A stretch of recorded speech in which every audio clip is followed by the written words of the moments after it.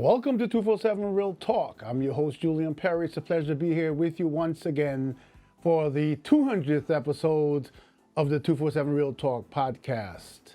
Before I begin for this episode, I want to thank each and every one of my subscribers, my supporters. It's been an absolute honor and pleasure to be a part of your lives and your daily lives as you have informed me so many times that you tune in to listen to all episodes and repeat episodes. And I thank you so much for your loyalty, because without you, this would never be possible. I am so humbled to be celebrating my 200th episode, and I promised you it would be a good one.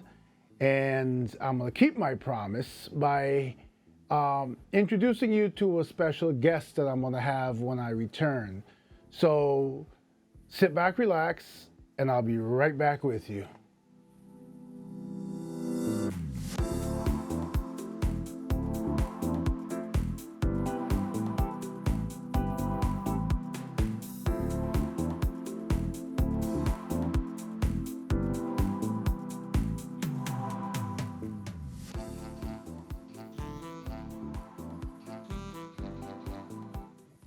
So I'm back with you, and let me, before I bring my guest on, I want to tell you a bit about him.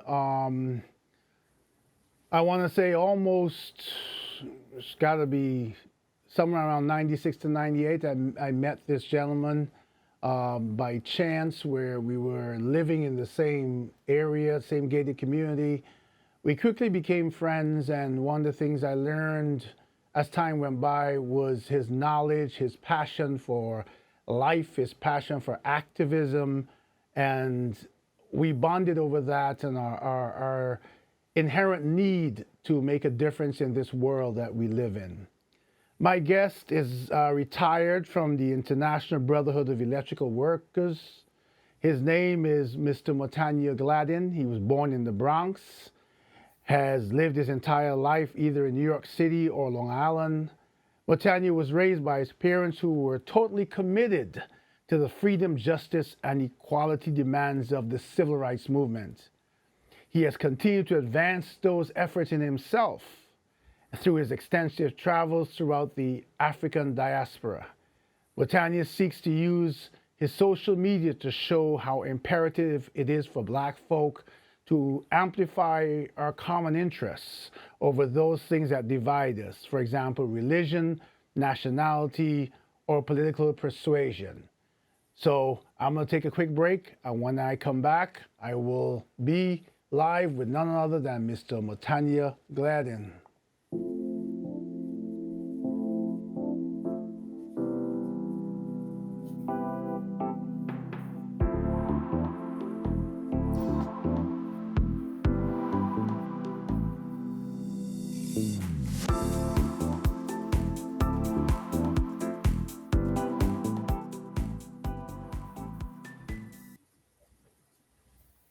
So without further ado, I welcome you, Motanya, to the 247 Real Talk podcast. It is an absolute pleasure to have you with me. I welcome my guest to say hello to Mr. Gladden live in the flesh. Thank you so much for being here. Wow, thank you so much, Brother Julian, and congratulations big time on this 200th episode. I have been with you since day one. Huge fan. You're my favorite podcaster, and I don't even really watch or listen to other podcasts in its entirety. But every Friday, I'm listening and watching yours in its entirety. And the exchanges we have had subsequent to me being a fan of your show has been very enlightening. I've learned so much more on the subject of student loans and the politicization of that, and as well as your position with gun rights and all that kind of stuff, which I respect our different perspective on it, but I certainly you provide a lot of food for thought when it comes to subjects like that. So one has to take it seriously. But Uh, thank you again. no, And thank you. shout out to all of your listeners and just y'all know what you're getting. You're being fed here on 247 Real Talk. So just keep eating. Thank you so much for those kind words and the accolades. Yes, it's been a journey.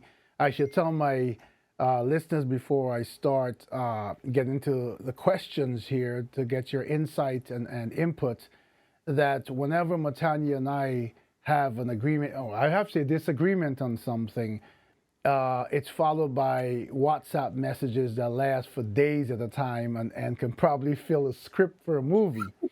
And eventually, no one surrenders. So eventually, we have to, when we've exhaled enough, we have to agree to disagree. Sometimes we agree on some things, and some things we disagree to disagree. But I value his input. I value his vast knowledge. If you follow him or you look at his social media, you'll see the activists and the people that he's interacted with, the places he's gone, and the knowledge that he'll bring, continues to bring to us, and he'll bring to this episode this evening. So, without any further delay, I'm gonna head into my first question, Matanya. Um, when I started this podcast some 200 episodes ago, one of the early topics was coming off, if I remember correctly, George Floyd and Trayvon Martin and the Black Lives Matter movements. Um, Recently, I have not heard the same force and effort behind it. So I'm going to ask you, to your knowledge, what is the status of the Black Lives Matter movement today, and has it evolved or taken on a different face? Hmm, that's a great question. And I think that for those of us who are in that space of activism, then we're still aware of the movement has continued. Um, it's unfortunately the the media mainstream media controls the amplification of activism in a positive way. But if there were violence associated with some of the demonstrations and lectures and rallies and stuff that we have, then that would be breaking news. That would be headline news. But right now, I think that the movement has evolved to the point where we're trying to use our political influence and activism in a more sophisticated way to demand or lean on the politicians and the Democrat Party in particular. Um, just recently, last week, uh, uh, Reverend Sharpton held his annual convention, National Action Network convention, where he has the vice president and secretaries of education and housing and all of the different ones from local and federal administrations come and speak and provide workshops on things that we can do locally to empower our community and to try to rectify some of the problems that adversely affect us as a community. A lot of times we respond and get hyped over uh, issues that gain national attention, but we also realize now that it's imperative that we work on a local level and with our city council representatives, state, uh, and as well as Congress, to get laws changed. Like in New York State now, we have the George Floyd uh, uh, uh, no choking law, and we're trying to still make that federal law. But there has been legislation that has been changed subsequent to the movement of the Black Lives Movement, and I'm glad that you characterize it properly as the Black Lives Movement as opposed to the Black Lives Organization, which, as we know, there's been a lot of um, disinformation um, about the movement, the Black Lives Movement, compared to the Black Lives Organization. So, so yeah, there's we definitely are are seeing some changes in terms of legislation, and but at the same time, we realize that we don't have the majority in the House. Um, there are things that restrict the president from being able to do some of to accede to some of the demands that we have because of not having a House majority. And so we just have to make sure that we get out and vote and get the right people in that represent our interests. And you made an important point there because, as you know, on this show, I tend to be my views are independent, right? I am one of those people who believes in some of the things that Democrats believe in, or we'll say liberal, and some of my views are conservative. But irrespective of what your position is, I think you made a valid point, a very important point of the need for people to go out and vote. You know, I've spoken to people who have told me that they are so disillusioned with both candidates for the upcoming election that they are not going to vote, and that has troubled me. And I've tried to, do a slight nudging and persuasion that regardless, that it's important to exercise the right that so many of our forefathers died to secure and fought and being disillusioned is okay because we live in a time where there are a lot of things we can be disillusioned with, but it's certainly not okay to not exercise that right. And then, I think that if you choose to not exercise that right, then you also lose the right to complain. Mhm. Absolutely. And actually, to that point, um, I think it's the Lotto motto that says, "You can't win it if you're not in it." If you're not in the 60s, we used to say, if you're not a part of the solution, you're a part of the problem. So we can't complain about disenfranchisement. We can't complain about uh, uh, inadequate educational resources. We can't complain about anything because every facet of life is controlled by politics and economics. Dr. Leonard Jeffries, from the chairman emeritus of City University, City College, he was the chair of the African Studies Department. He used to teach us that there's a relationship between your economics, and your economics begets your uh, uh, culture, and the culture dictates your uh let me see, it's a triad, it's a synthesis. It's the economics begets your politics, and your politics begets your culture. The synthesis of those two creates your culture.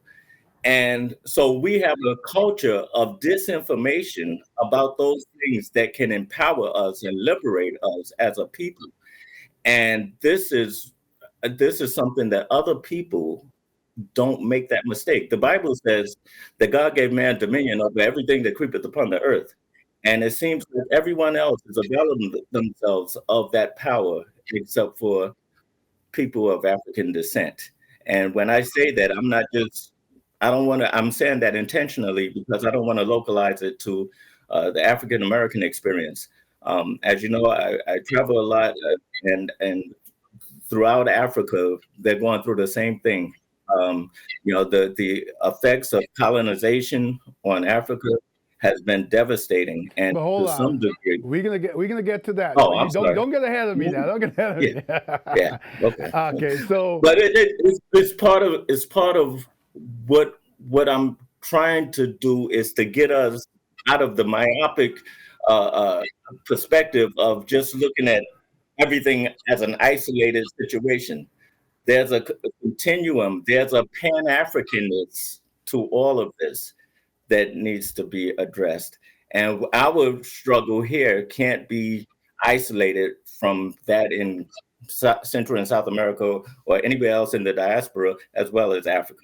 yes, Mm. okay, so yes, and yes, we're gonna come to that more in a minute. I'm trying to sort of build up to where we started. So I remember early also, maybe my fourth or fifth episode, I had someone on. I think her name was Ilana Davidson. We talked about self care, and that was sort of my prelude to many of the mental health episodes and issues I've covered. So I've always dealt with mental health and the need for self care and for society to address the very ignored, what I call mental health crisis. Now, you and I have got a little back and forth on this. So, what is your take, not only on the mental health crisis, but as a segue, how is it being used as a tool to the advantage of certain segments of our society? Hmm. Um, And I'll give you a little hint where I'm going with this. We've had conversations about how mental health has been used as a tool um, of forgiveness or explanation for some, whereas in others, people of color specifically are not viewed in the same, when they showcase or exhibit the same behavior. right, right.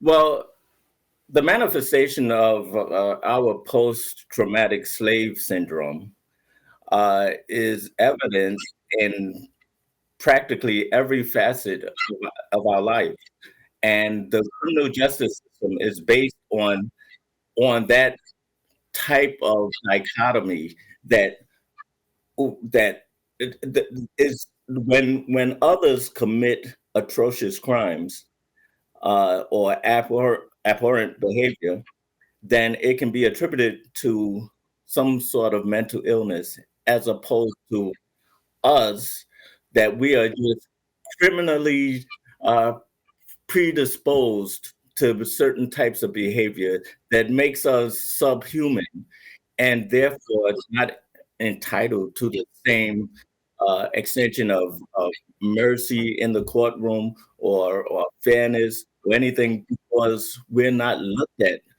the same. We're not looked at equally. We're not looked at as an equal member of society, of the human society. And so, subsequent to that, there's the draconian laws that adversely impact us, have us going to prison, like in OJ's case. I know we're not going there, but for 9 years for trying to recover stuff that was stolen from him, his own possessions. What he was trying to retrieve that, but because some members of a different community felt that he was guilty in the murder of his ex-wife, then and he was acquitted for that, then this is some real de facto double jeopardy that was exacted upon him, because some kind of way you're just animalistic in your behavior, as opposed to some other people's behavior. So we look at January 6th, we look at the insurrection, and insurrection still sounds somewhat benign to classify that as. They actually were trying to overthrow the government. And I know that's what an insurrection means, but a lot of people don't understand that type of verbiage. So you just got to break it down to what you would refer to it if it were us that were doing that. Then this would be some kind of violent act of thugs. Like, so conversely to your point about the mental illness excuse that others are afforded, is that we when we were out there fighting over Freddie Gray, or George Floyd or Trayvon Martin and all that, and property was getting destroyed, then that behavior was looked at as criminal, and not outrage over the injustice that was perpetrated. Conversely, you look at someone trying to overthrow, thousands of people trying to overthrow the United States government, and that's considered an expression of patriotism by someone who not only held the highest office in the land, but is close to reclaiming that position. There's just the tale of two nations that exist in this country, and it would be disingenuous to not acknowledge that the system is rigged, but it's not rigged against the majority. It's rigged against us as a people in the Right. so-called minority. I do have to make the point, though, that subsequent to that, there have been a lot of people involved in the insurrection who have gone to jail. Correct. But to your point, um, there's a lot of fight going on in the Supreme Court to overturn those convictions and to overturn Correct. the use of the insurrection laws that that put them there. And I think that the last thing I read yesterday, the day before yesterday, was that the conservative Supreme Court seems to be leaning towards making that charge not valid for for those actions, which could Right. ultimately overturn and let all these people who did, like you said, the same thing that was done during George Floyd or anything else. What was the name of that guy? He's dead now. The original one where the cops were exonerated and then convicted on federal charges. The one that was beaten, Rodney King, right? Right. And the actions of people who were angry were not viewed in the same manner as January 6th. Right. But we have to see what the Supreme Court does, and then there'll be more to come. Yes. But if I may, Julian, the fact that that many of them have been convicted uh, didn't come from osmosis. Frederick Douglass said, "Power concedes nothing without a demand." It was the demands of the people Right. in the streets that saw the outrage uh, of the hypocrisy of this double standard, because they weren't even going to press charges. Most of them would have gotten away with this, but it was the outrage of the community, of the public, that demanded some type of justice. And again, going to Trump, he's already promised to pardon all of them, and he calls them patriots. So, but if this was BLM, and BLM, they burned down, they were accused of burning down a CVS in Baltimore after the killing of Freddie Gray. We're always accused of tearing down our own neighborhoods. That's the extent of our outrage. We're not going to government property. When you see any of these types of demonstrations by Black people who feel slighted by the justice system, then you don't see them in Midtown Manhattan tearing down, 1095 Sixth Avenue. It's very controlled where we're allowed to destroy property. We can't do it in Midtown. We can't do it at 100 Center Street, some court office, or something like that. We can't do it at Foley Square, but we can do it in our so-called own communities. Right. Of course, we don't own the communities anyway. But Yeah. And I want to tell my audience, just in case, I'm sorry, we're having some audio issues. I think, Motanya, it might be your mic, but we will push through. So over the past 8 years, in my opinion, we have seen an outburst of more prominent and public acts of racism. What is your take on where the racial divide in America stands today? well, I think it stands where it always stood, um, but it has been revealed uh, because what happened during the 60s was that legislation was enacted to penalize people for their racist uh, action toward other people, namely Black folk. Um, but you can't legislate against an ideology, against an emotion, against a sense of white supremacy that permeates in the majority community. And so when you get someone like a Donald Trump that is comfortable with being openly racist, then it emboldens and reveals all those other ones who always harbored this type of feeling toward us in the first place. It emboldens them to come out of their closets and reveal. They don't need the hoods on anymore. They can just expose themselves as they are because the commander in chief of this country, former and perhaps soon to come again, has made it okay for us to be treated in this type of unjust way. He's told the police before he got elected in 2016. He said that you don't have to be gentle with the perps when you're arresting them. You know, if you gotta rough them up a little, then that's okay. And stuff.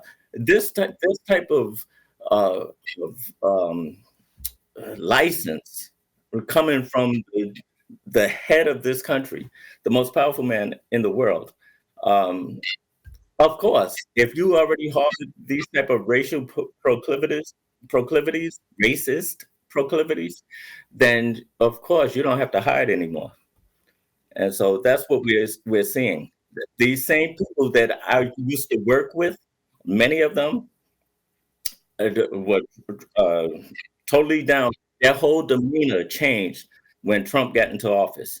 And I know we're not talking about Trump yet, but but when you ask, where do you think, where do I think we stand now in terms of race?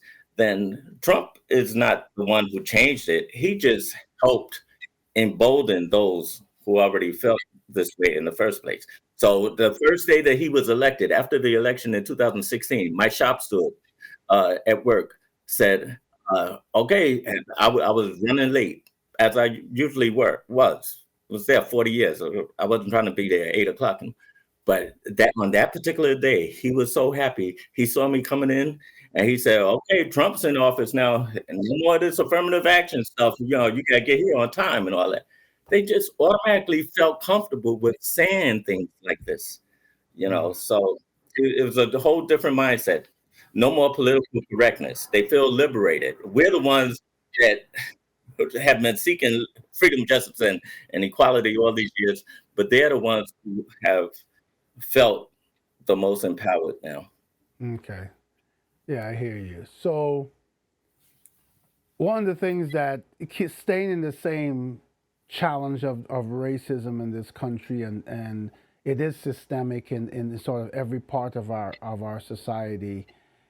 You and I have also had a conversation because we right here in New York, we witness a lot of violence in certain neighborhoods, and um, to a large extent, you've helped my thinking evolve about on this. So I'm not necessarily saying that I'm supporting the question I'm asking you, but I'm asking for your take.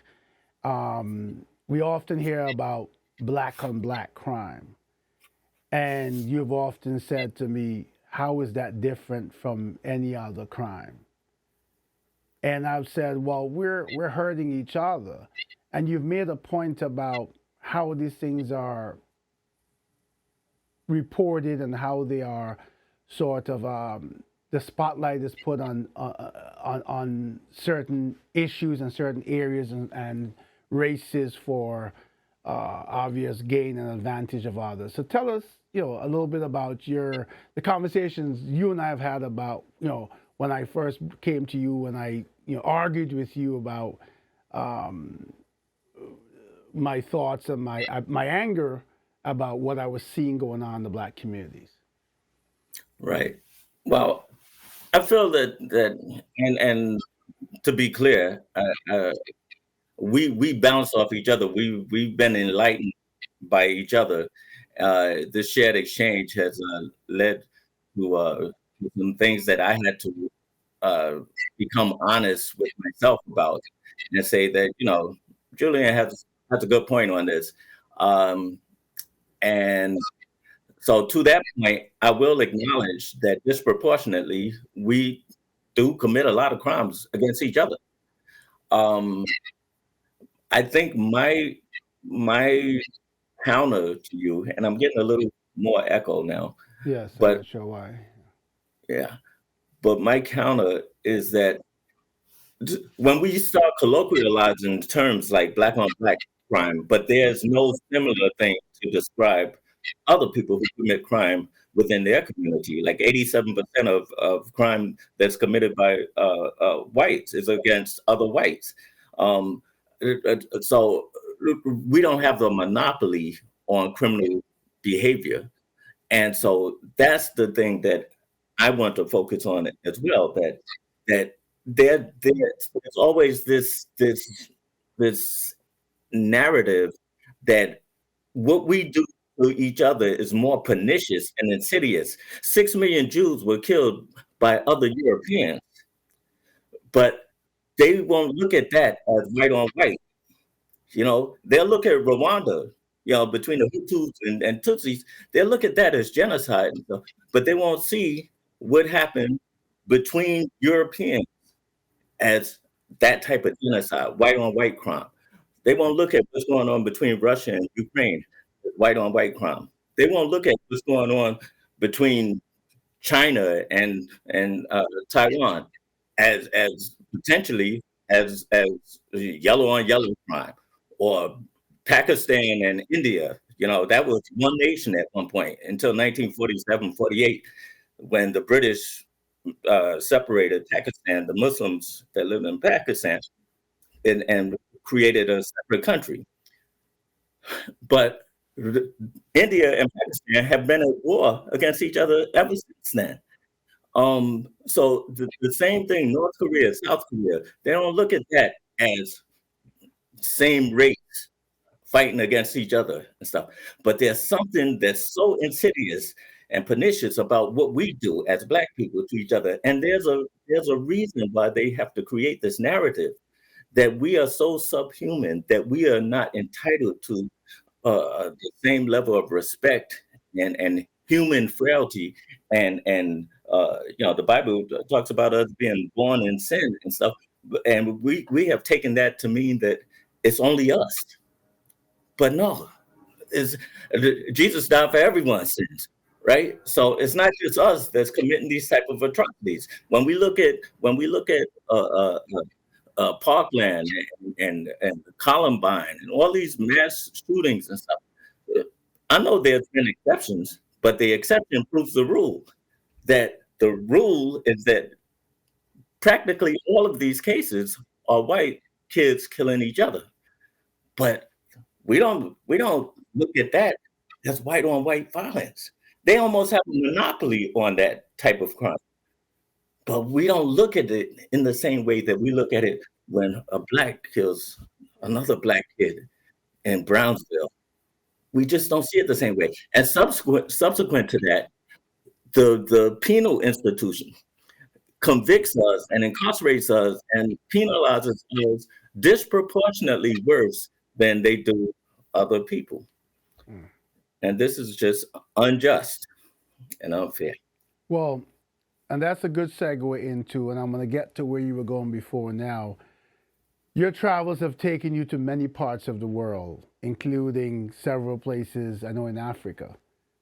Tell us a little bit about your experience as it relates to Black history and your most profound conclusions. Um, it's a mess. It's a mess. We we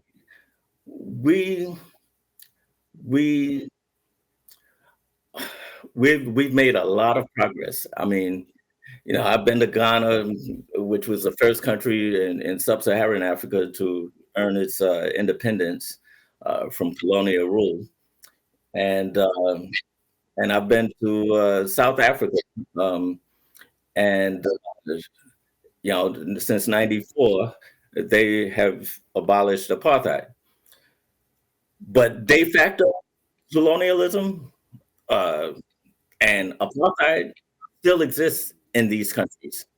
When I go to Ghana, and I've been several times now, then they're still we're called Obrunis. What does Obruni mean? White man, foreigner. This is by our brothers. Now there's some nuance to it because they say that they don't mean it in a disparaging way. It just means that we're not native Ghanaians, so they think that Americans have money, and so they kind of associate us with being white in terms of being wealthy.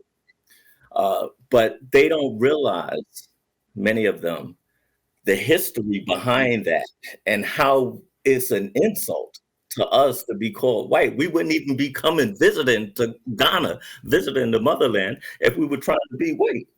So that's a problem. I've also experienced in Ghana and South Africa where there has been deferential treatment afforded to whites, diners and stuff, uh, that wasn't afforded to me. Where they, I can get there 10 minutes earlier than these other people at a restaurant, and they right there in Soweto in South Africa. This is the most recent time it happened.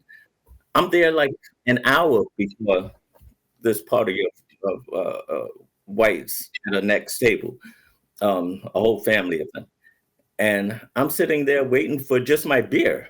I had already put in my order, but the guy brought the tray back with my beer and some other beverages, but he served the whites who had just gotten there like 5 minutes ago. He gave them their stuff, and I had to tell the brother, and this is a black-owned restaurant in Soweto, and I had to tell the brother, "Yo, give me my beer. What are you doing?" But it's a mindset that still permeates um, in my experience in different places I've been to in Africa. There, there's there's a whole other thing going on as well. As we see what's going on with places like Mali and Burkina Faso and Niger right now. They're kicking out the French and all that kind of stuff. There's a real attempt to get rid of the West and the stronghold that the West has on Africa, especially the French. The French, over $500 billion per year is given to the French from African countries, former French colonies, um, as reparations, basically, for the end for ending colonialism. The same thing that happened in Haiti. Where they had to pay pretty much for their freedom. Um, so the same thing is going on in Africa.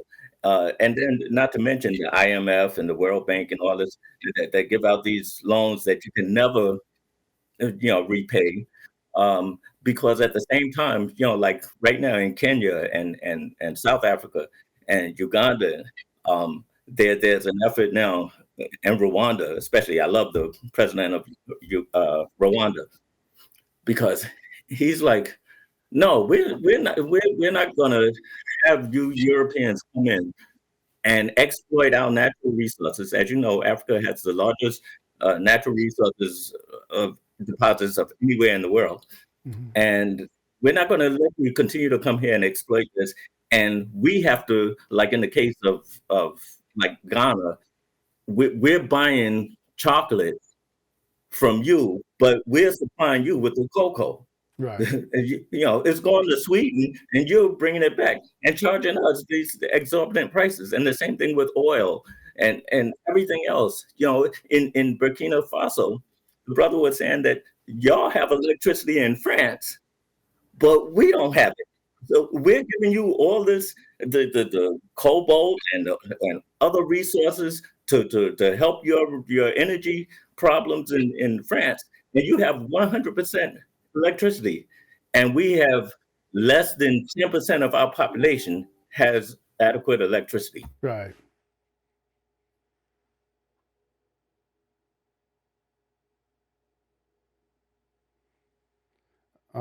Looks like we have some technical difficulties. We're going to be right back. Hey, folks, we're right back here with you.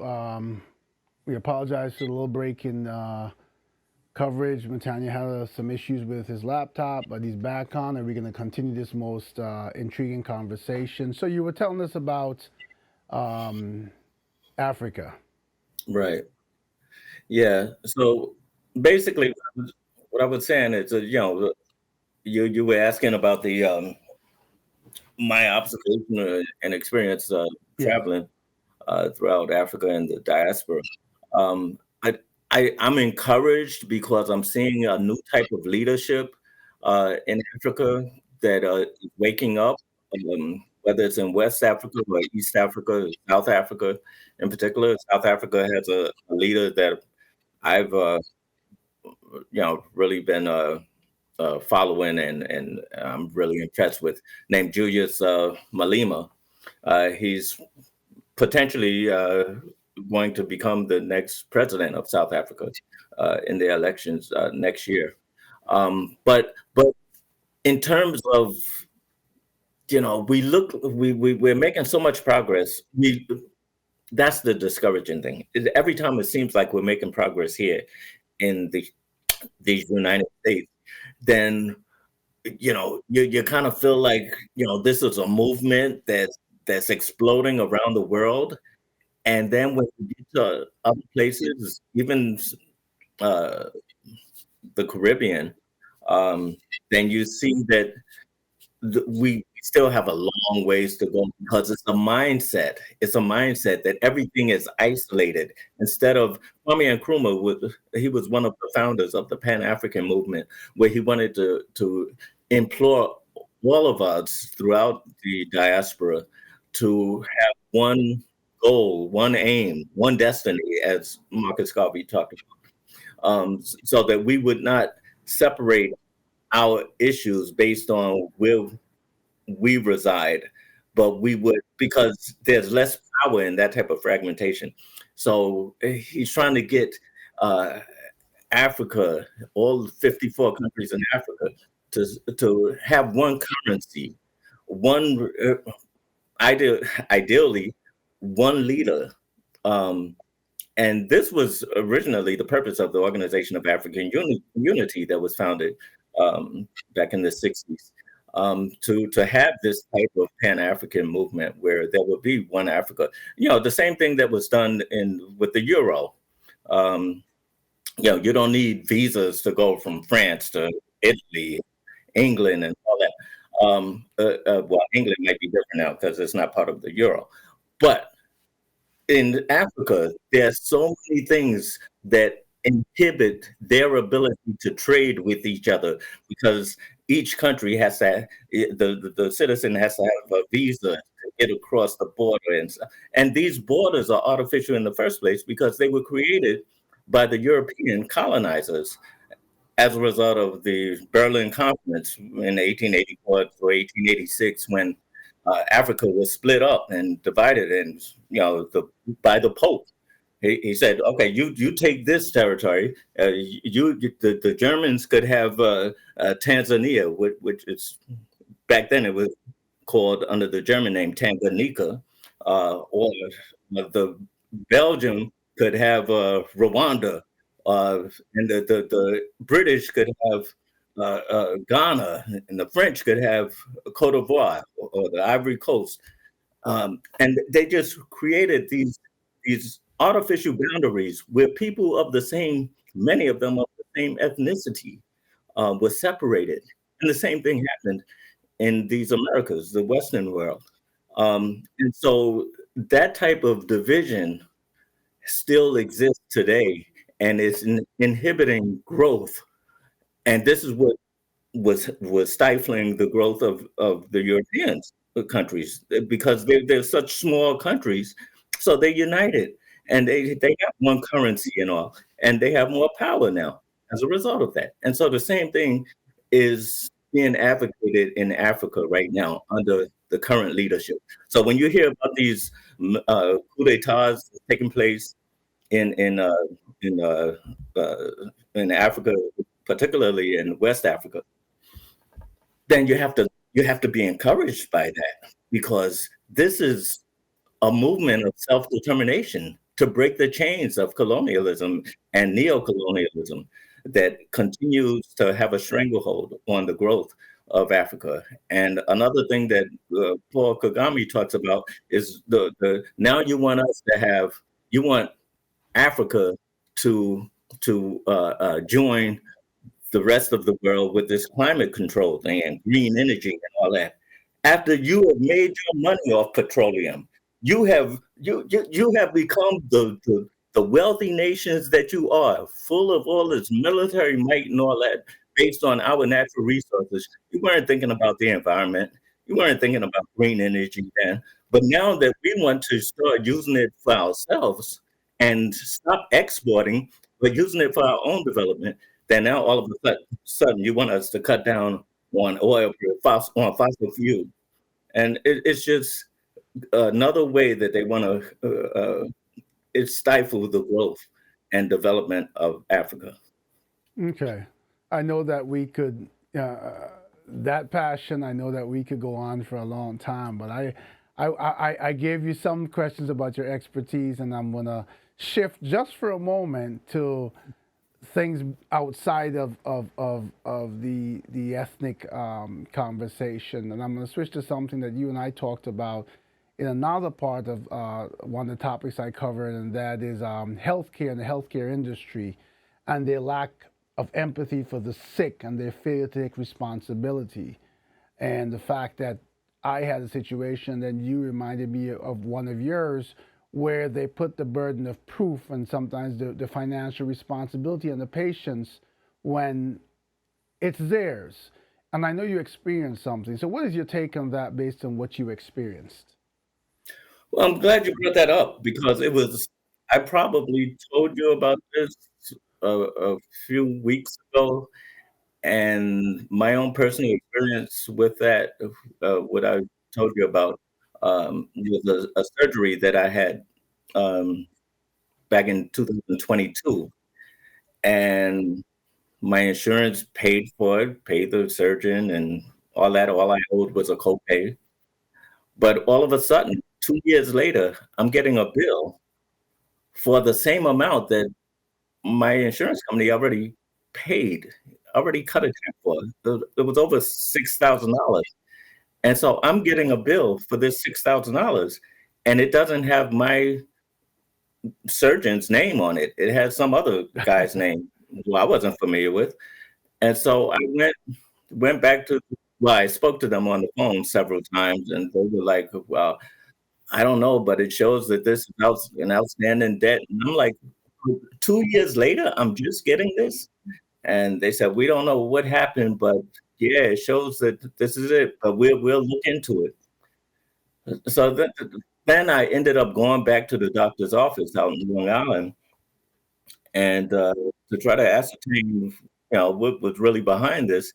And they said, well, we'll look into it, but contact your insurance company as well. So my insurance company is the one that told me that we already paid this. What they're trying to do is charge you for a PA. Now you help me with what that means. I think it's Prior physician assistant. authorization, yes. Yeah. So apparently my surgeon who was in network had a PA that was out of network sit in on my surgery. Mm. And so they're charging me because the insurance company doesn't cover the PA. So they're charging me a separate thing that I'm responsible for I think it was $6,100 for this PA. Well, I didn't agree to having a PA there. I'm under Okay, so anesthesia. so I don't know who else is in the room. in that case, if in that reference, so PA is normally prior authorization, but I think you're talking about physician's assistant then. Yeah, physician assistant. Yeah. Yeah. So apparently they said I owed this guy. So my insurance company said, well, you should fight it, but as far as we're concerned, we're not involved in this because we already paid the primary surgeon. Right. So I just yesterday got that cleared up. where all I owed was a $250 deductible, and I still don't understand why I had to pay that because Exactly. it's over 2 years later that, and I didn't receive a bill. I thought everything was already done.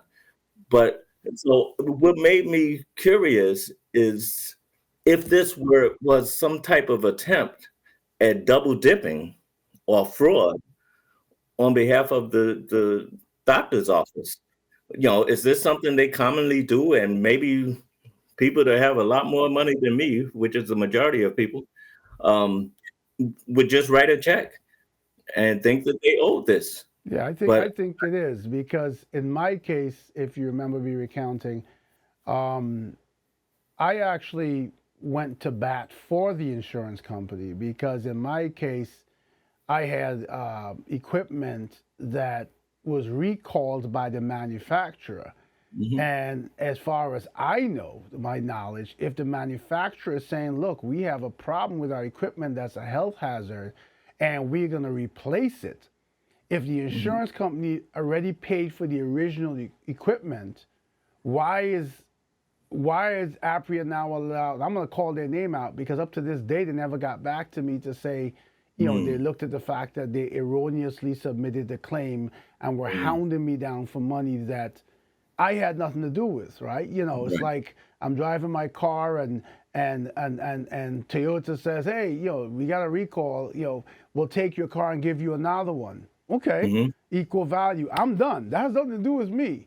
But they went right, to the insurance company, and I think the insurance company agreed to pay. So I don't know who's involved in what, but the way I mhm, see it, it's a double dipping because you got paid for the initial equipment, then the company that made it recalled it, gave you a replacement, and you got paid for it again. That's the way I see right. it. Yeah, But yeah. yeah, I just want people to do exactly what you're saying, and that's I get a lot of bills every time a doctor bills for $5 or $2 or 50 cents. You get Mm, these six envelopes in the mail that I think they put all that text on 12, 10, 15 pages to mhm, discourage you from reading it, right? Because I can't right, understand. It's right. just a waste of paper. But I think that so many people just go ahead and pay Mhm, rather than deal with a system that's designed to overpower, frustrate you, and then tell you that you're liable. And then, in that same action, because they have the power and their money, they will destroy you by destroying your credit or things like yeah, that. yeah, And you can't fight back because you don't yeah, have the resources or the time. right, right. And So, that's what's so frustrating because I was telling you, you keep sending me this bill and calling me, and I don't want this to go into collection. right. So it's obviously not my fault that you used the PA by the time I did find out that that's what it was. But now I'm nervous because is this going to collections? What the hell? Yeah. And now all of a sudden, without any explanation, I went there yesterday because I still hadn't heard back from them, and they said, "Oh yeah, now we only see $250 deductible." I said, "Well, what about the 6,100?" She said, "Well, it's not there anymore, so I guess they took care of it." So I'm hoping I'm that later hoping, on yes. I'm not going to. You, Yeah, I you, would like to have something in writing yes, because explaining what the mix-up was and that it has been satisfied.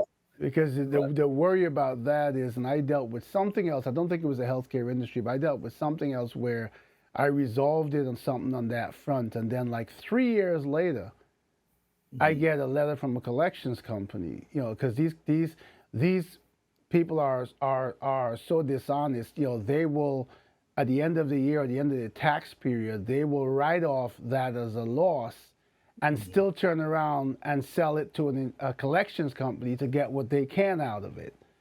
So right, all of a sudden, they wrote it off on their taxes. They're good to go. And now you're being hounded by a collections company who bought this for pennies on the dollar and is out there for profit, right? So I mean, it's a terrible system that again because people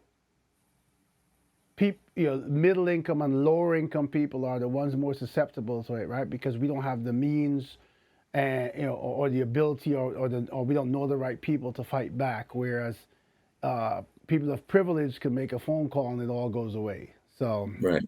um, I'm gonna keep this moving. Don't want to make it too long for our listeners, but one other thing I wanted to touch on. I think I mentioned that to you. It might have been earlier today. I sent you an article where I was so happy to see, and I don't know if this podcast had anything to do with it, but there's been people in Albany who have put forward bills to change the squatter laws.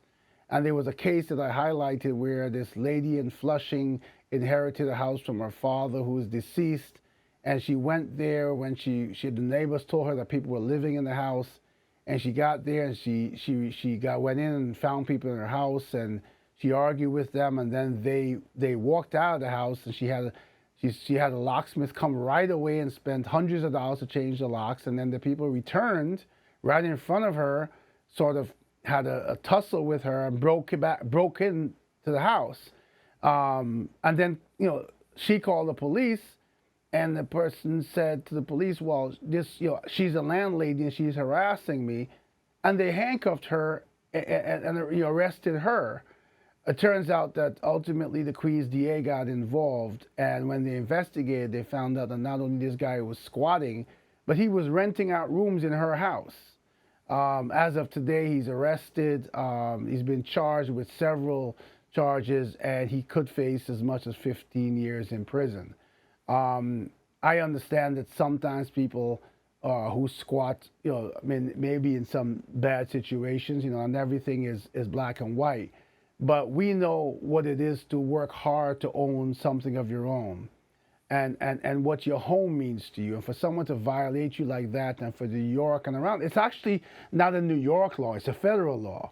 It's something that ultimately, while states are now looking at making changes and implementing state laws to handle the problem, it's something that needs to be solved by Congress, because it is a federal law, the squatter law.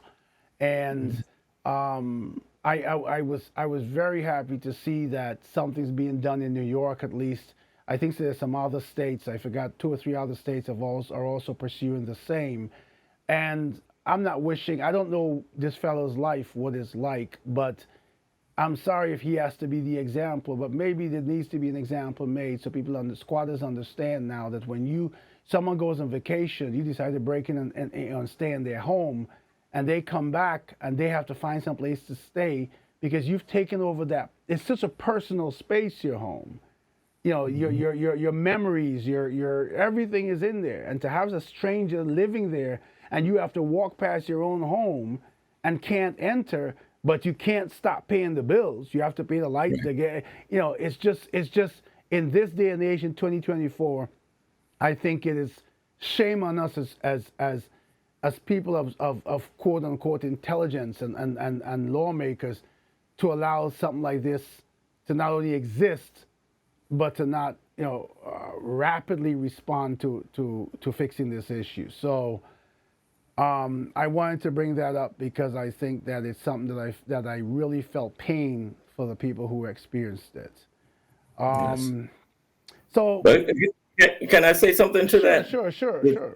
the, and I agree with you, and I was totally unaware up to that point that type of squatter law thing was a national Yeah, law, a federal law.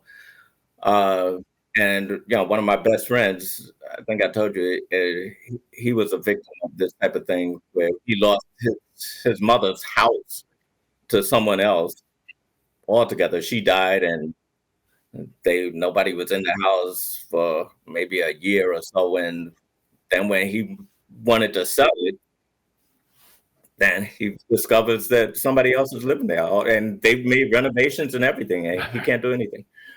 But um, well, now but what I wanted he to say can. about that also is that it also is a shame. I don't know what inspired the squatters' rights and stuff, Right, but it's also a shame that we live in the wealthiest nation on the planet, and um, cost of housing is prohibitive for many, for so many, and um, and that just shouldn't be, because we we're so wealthy in this country that more people die from obesity than hunger. right. Um, So it's really something's got to be done to address that as well, because you have people that work every day, 6, 7 days a week, that still can't afford to pay rent Yes.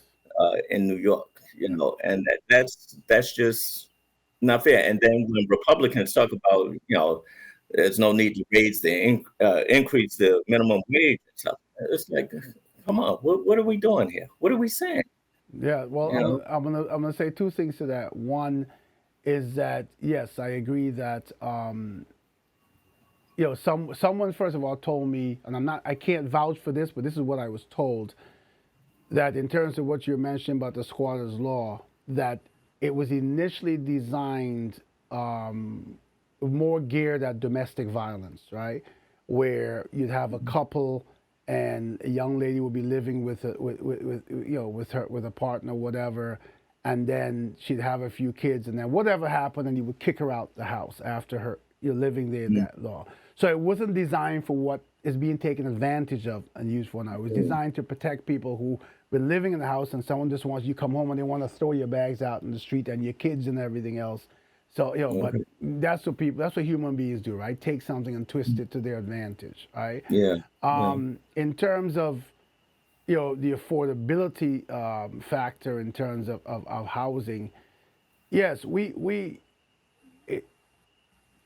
that's such a deep conversation that we'd have to have a separate episode on that, right? Because, I've spoken about my experience when I bought my home and what I experienced and who I experienced and how my initial interaction with pre-approval was later determined to be um, I was given a way, way, way lower, almost half the amount of pre-approval that I was eventually approved for because of who I went to innocently or naively for pre-approval and how their efforts were orchestrated to sort of steer me to a certain neighborhood, right? So that Hmm. I wouldn't be given the pre-approval that was justified by my income to live where I Hmm. currently live, Hmm. right? And it's funny because to make a long story short, because I know we've had a long episode, um, one place I went to said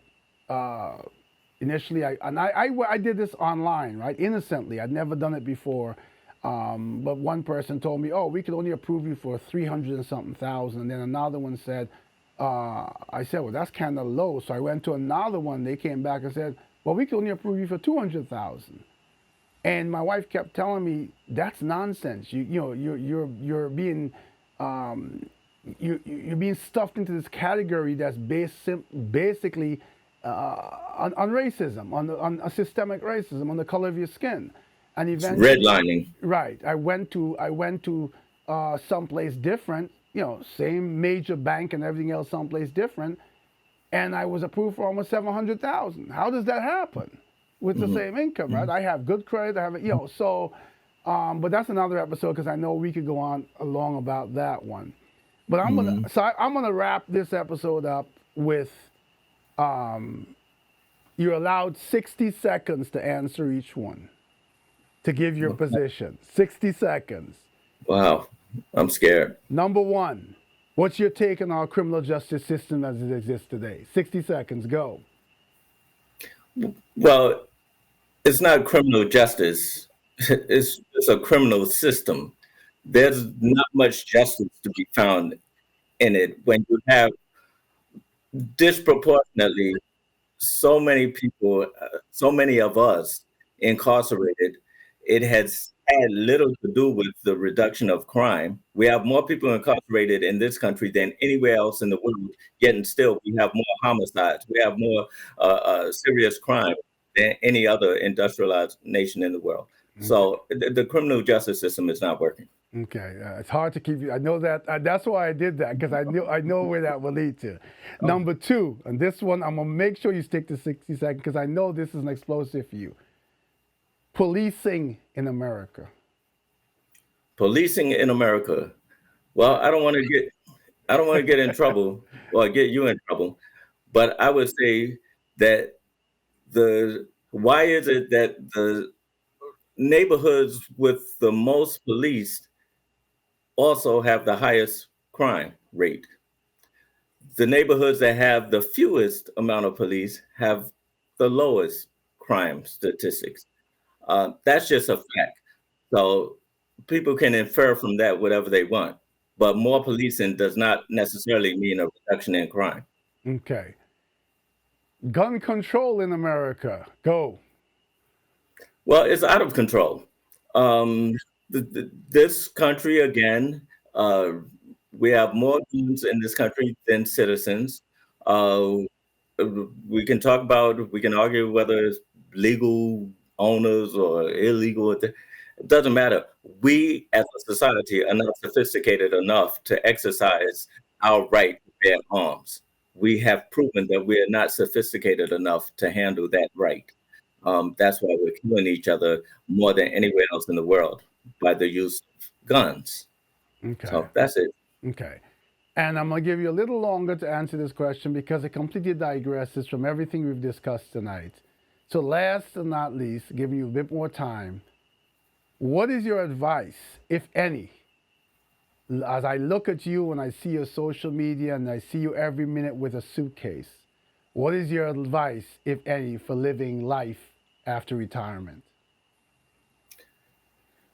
My advice for living life after retirement is that um, look at things differently. Muhammad Ali, one of my favorite quotes from him is that a 50-year old man who still views the world the same as he did when he was 20 has wasted 30 years of his life.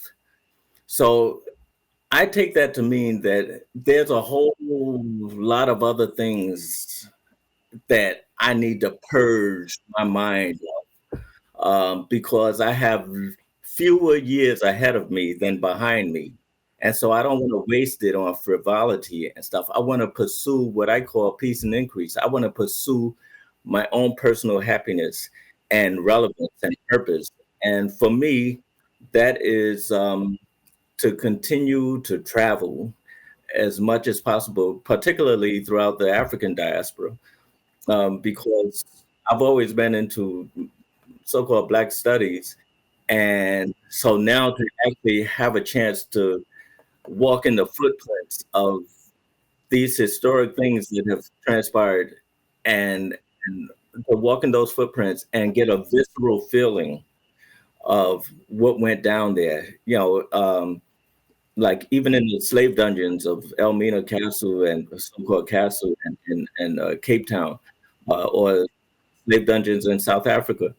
There are feet of human fecal matter that has replaced the ground in those dungeons because there were no bathrooms. There was nowhere else to excrete human waste.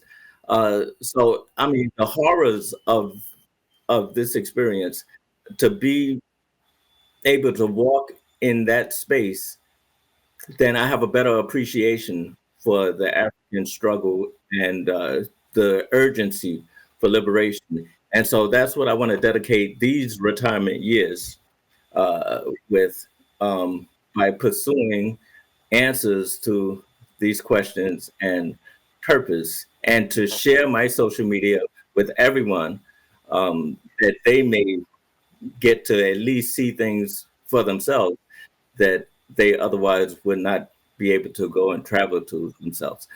And lastly, I would say that surprisingly, one of my very good friends, um, who's very woke, very otherwise woke, he really shocked me recently by saying that there's no evidence that the slave trade ever even happened. He says that our people were already here in the Americas, and millions of our people that weren't brought here, we were already here. This whole thing is a myth and all that. And and I just couldn't believe. And so I did a little research and found out that there were others who thought like this, like I guess Holocaust deniers, Jews that are Holocaust deniers. And so I'm thinking that it's really an uphill battle, just that's African saying that Once I rid myself of the enemy from within, the enemy outside of me can do me no harm. We still have people within our own community that have become the biggest hindrance to our growth. I said, how can you say that slavery didn't happen when your last name is not Nkrumah? Your last name is not Mandela. You bear the last name of the slave master who owned your ancestors. And that is the case whether we're here in America, whether we're in Guyana, whether we're in Brazil, whether we're in Mexico, wherever we are throughout the diaspora. If we bear the name of the slave master, then that means that our ancestors were enslaved, because otherwise we bear the names of our indigenous people of West and all throughout Africa. Okay. So on that note, Yes. we've had what I expected, a very intriguing episode. I know that I can guarantee you that I will hear from a lot of my subscribers and listeners who will want you to come back again, just as I do, to sort of hone in on some specific topics. I tried to cover a larger range of this episode because it is the 200th episode, and I wanted to span it a little bit. There's been so much more that I've covered over the years, but there's a lot more we have to talk about. There's a lot more things as we get closer to the elections that I'd like to have you back on to give your position on. We'll work offline meantime to get your audio hooked up, me and my techie stuff. But Yeah. again, I am beyond humbled for your presence here on this episode. I am beyond humbled for your continuous and undying and tenacious support. I have a decent subscriber base, but there only one or two people who pursue me to ensure that I continue to do what I'm doing, even when at times I get tired or I get discouraged. As I mentioned to you when we spoke, I think last week, a lot of people don't understand how much equipment there is here that they don't see and how much goes into preparing each episode. I look back at when I first started, I listened because it was audio only then. And even for myself, I can see how much I've grown because of the encouragement of people like you and others. When I first started not the YouTube, because I was on, I forgot the name. I was on a cable network for a short period of time. And then I decided that got me into the world of doing video as my podcast. And when I ended that relationship, I decided to continue it on YouTube. But it takes a lot to sit in front of a camera to get used to it and eventually become the natural you that people can start listening to what you're saying rather than look at what you're doing because you're so nervous. So I thank you again for the encouragement. I thank all of my subscribers. It's been an absolute honor and privilege to have been here for 200 episodes and still going. I'm looking forward to the next big celebration of episode 300. But again, to you, Motanya, thank you for being a guest on the show. Thank you for being, as I said, a tenacious, ever energetic supporter. Thank you for your loyalty and for listening to each episode. I appreciate you. I appreciate all of my listeners.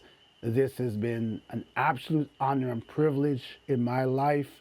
As I say over and over again, I think that this is my life's calling to reach out to those out there and to get us together as a movement to make a change and a difference, not just in terms of what we spoke a lot about tonight about race, but there's so much more out there. There's so many levels of inequality that are just not tied to race that we need to be um, energetic and pursue in making this life better for all of us and our children, our grandchildren, and those generations to come. So I thank you so much. I thank you for your activism and the work that you do in continue, and you are a continuation of Martin Luther King. Whether you accept that accolade or not, you are a continuation of his dream, and all people who pursue that activism. And so I thank you again, my honor and privilege. I look forward to continuing to do this. I feel blessed and honored to do this. And until the next episode 201, I give my appreciation to you all, as I always wish you a great weekend, a great week ahead. And until we meet again, take care of yourselves, and please take care of each other. Thank you, Brother Julian. Thank you so much.